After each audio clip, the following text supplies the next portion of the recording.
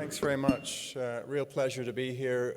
We want to just give you a little showcase of where we are with Optima. It's a real pleasure to be back in Saudi Arabia. We're very grateful for the invite. We've got some very exciting sessions to show you. This is the first one. So I'm going to start with just a basic introduction of who we are and why you should care. We have access to the app where we can get all the content and all our future courses. So if you want to register, just scan the code and you'll find all the content in there. So I've entitled this Simplifying Complexity, and that really sort of is one of our key messages. That what we really want to do is connect physicians around the world and bring together the brightest minds to simplify complexity, to take the complex medtech technology and world and put it into a patient-focused perspective. And we do that by using creative technologies to bring these ideas to life, these complex problems, make them simple so that we can give better care to our patients. And often there's so much information around in our world today that actually you can be quite overwhelmed. What we're trying to do is basically take the signal from the noise and give you something which is actionable that you can make your patients better care. We do that by partnering with creative minds. You'll see a lot of very visual presentations over our 3 sessions that I think are very different from what you normally see in presentations and hopefully make you think differently about problems. And we have this patented technology which we say, well, first of all, what is the problem? What is the why, and why should you care? And if we can convince you that it's an important problem, then the next stage is the how. How do we deliver the technology to get our patients in better care? And finally, the try. And you'll see some of that in the live cases and also in some of our interactive sessions where you can get hands-on ways of exploring new technologies. I'm just staring at the drone in fascination. So we've got 3 sessions today. The first session is on CT, and we've got some very exciting new technology which I'm going to be explaining to you shortly. The second session is on calcium, and the final session on angina. And of course, each of these sessions will have a live case. The patient is very much at the center of care, and you'll see that throughout the whole experience. And finally, I'd just like to end with a thanks to the patients who've entrusted our care over the next couple of days. We know that patients are individuals, and you'll see that despite all the technology, the patient really has to come first. So that's a very brief introduction. I'm now going to go on and explain to you a little bit further about CT and why that's going to be the next revolution in PCI. Thank you.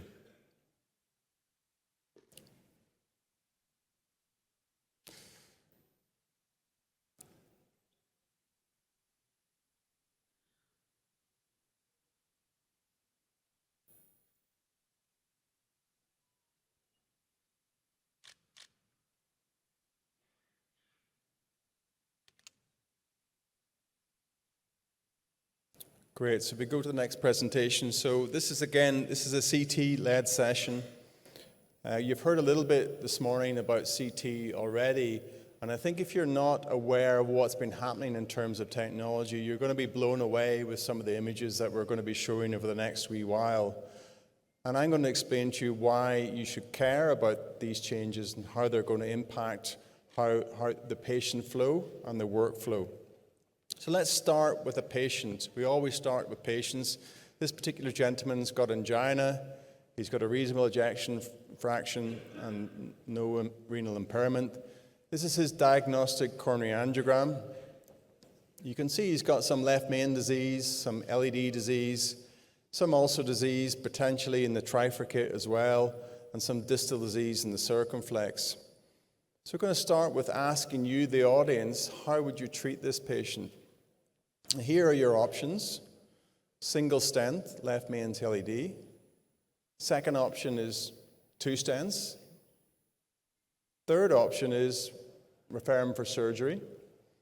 And the fourth option is medical management. I just want you to think, which one of those doors would you open? What would you choose for this patient?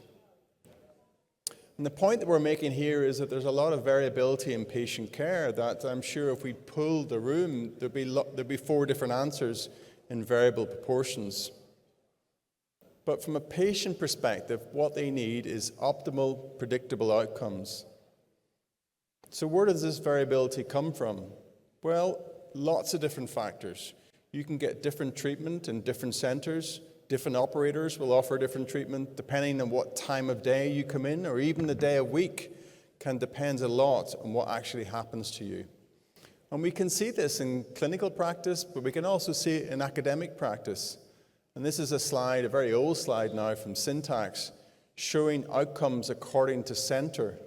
So you can see on the y-axis, you've got outcomes, PCI outcomes. On the x-axis, you've got bypass outcomes. So in this particular center here, very bad MACE for PCI, for bypass, very low for MACE. The size of the circles reflect the number of patients recruited. So there's actually no consistency here at all.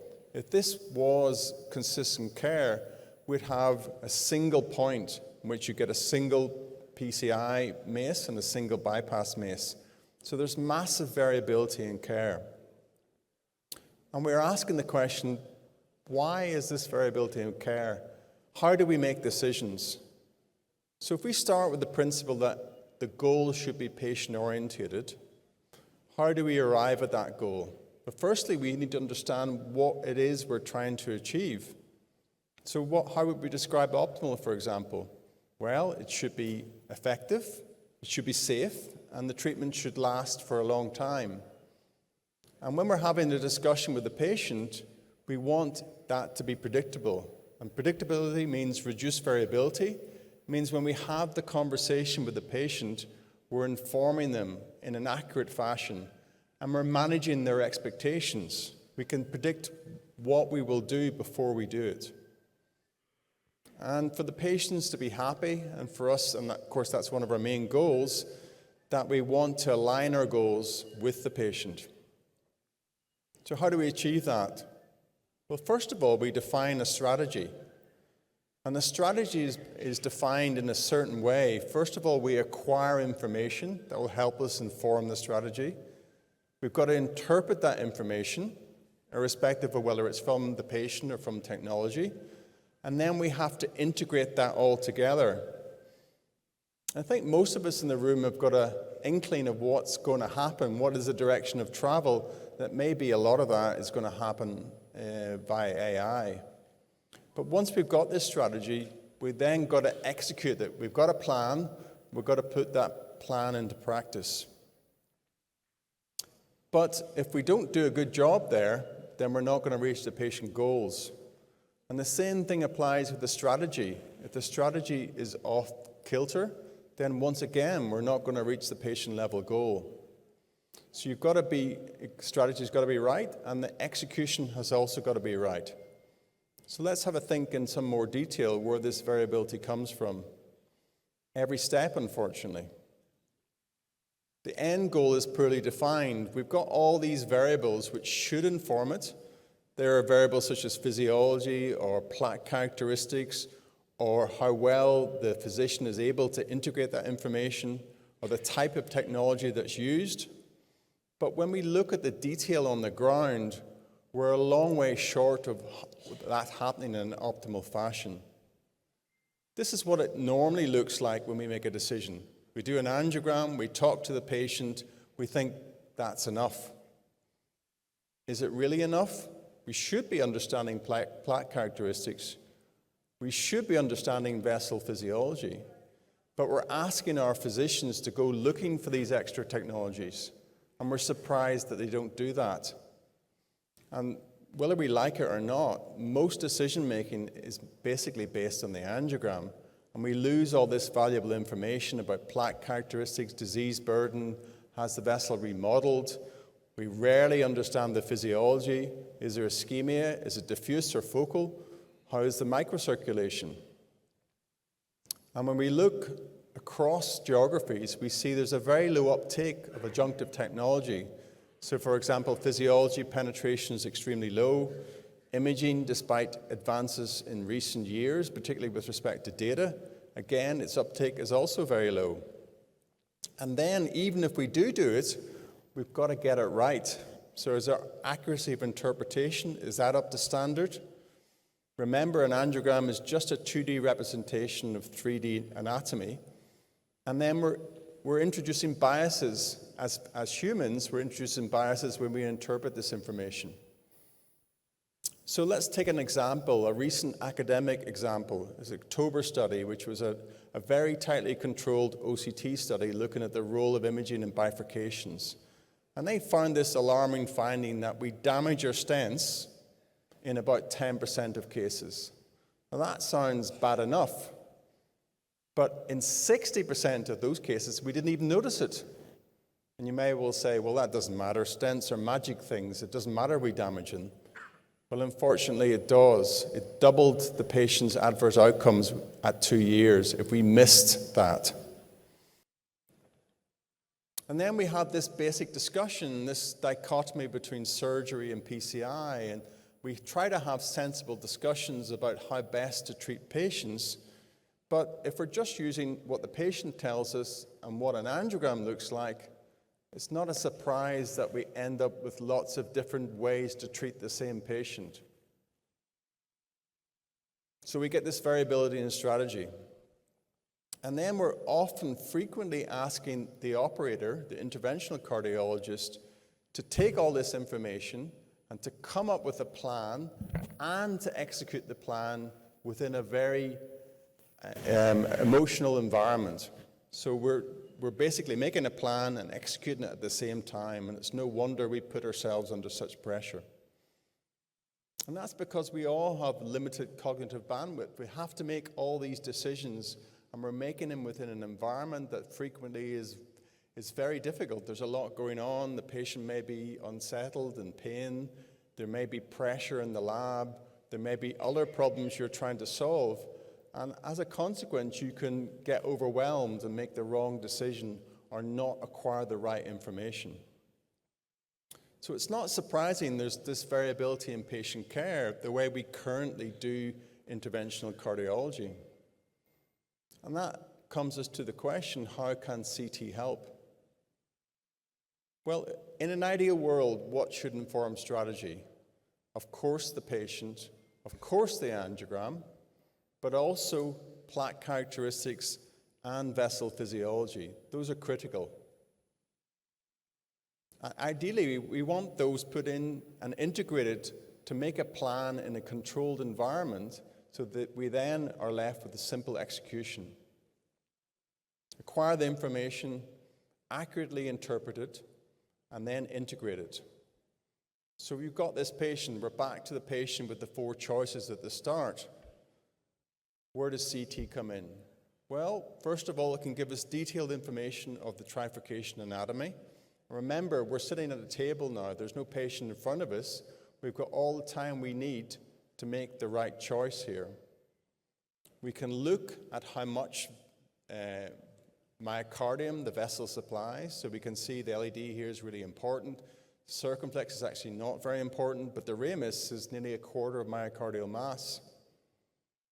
We can see, is there ischemia? Yes or no? But even more importantly, and we're going to hear more later from Carlos about this, we can quantify the type of ischemia. Is it diffuse? Is it focal? You can see here there's a very sharp drop across the lesion. We can characterize the plaque. Is it calcific? Is it fibrous? Is there a necrotic core? And we can do this very new detailed information on 3D anatomy of the calcium. So we can see, is calcium a big problem? What's the distribution of the calcium? What's the density of the calcium? What are we going to need to do to treat the calcium? And then we can integrate that information in a very easy to read fashion. So here you can see the plaque burden, you can see the vessel physiology.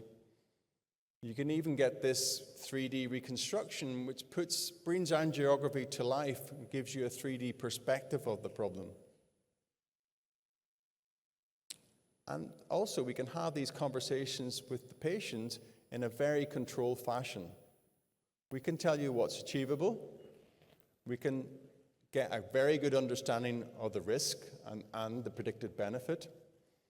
And if it's a complex case, we can ascribe that case to the right people so we know that we're going to get a good result.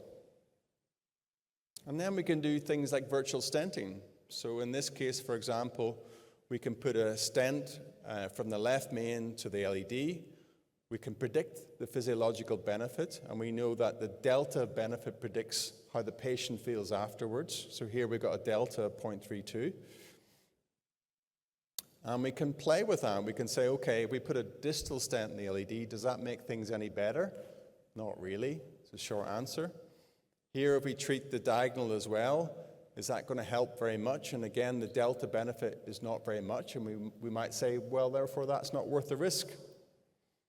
And you can play with this and come to the best strategy for the right patient. So it becomes prescriptive, it becomes non-random, and becomes non-operator dependent.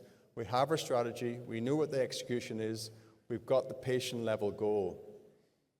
And again, to a very prescriptive level. Size of stent, how much calcium preparation you need, optimal angles you need, and what you will achieve when you finish. And that all means effective communication. It means personalized consent for your patient. It means meaningful MDT discussions. This patient's better for surgery. This patient's better for PCI. And it means our teams is very aligned. You start the case, you know what you're going to do before you do it, and think of the efficiency gains that will entail. And crucially, it means this thing that we don't talk about very much, the pressure we put ourselves under. And when we're under pressure, we make mistakes. We reframe that. We say to our interventional cardiologists, this is what you need to do to achieve the goal. So we reframe the question from what should be done, and we've seen already that leads to massive variability in patient care, to can the team achieve this, and is it worth the risk? So for patients, this is a big revolution in care. It means opening the door to patient and physician level goals being aligned. So I would say in summary, thank you for inviting us to Saudi Arabia. We've got some great talks coming up, not least from Carlos next. CT, it really is going to be a paradigm in terms of change in interventional care, because it's going to help us align our goals with patient-level goals. It's going to ensure that we don't have to go looking for information. It's all going to be there and accurately interpreted. And it's going to give our teams the information they need to deliver on patient care. And ultimately, that means reduced variability with predictable results with optimal PCI. Thanks for your attention.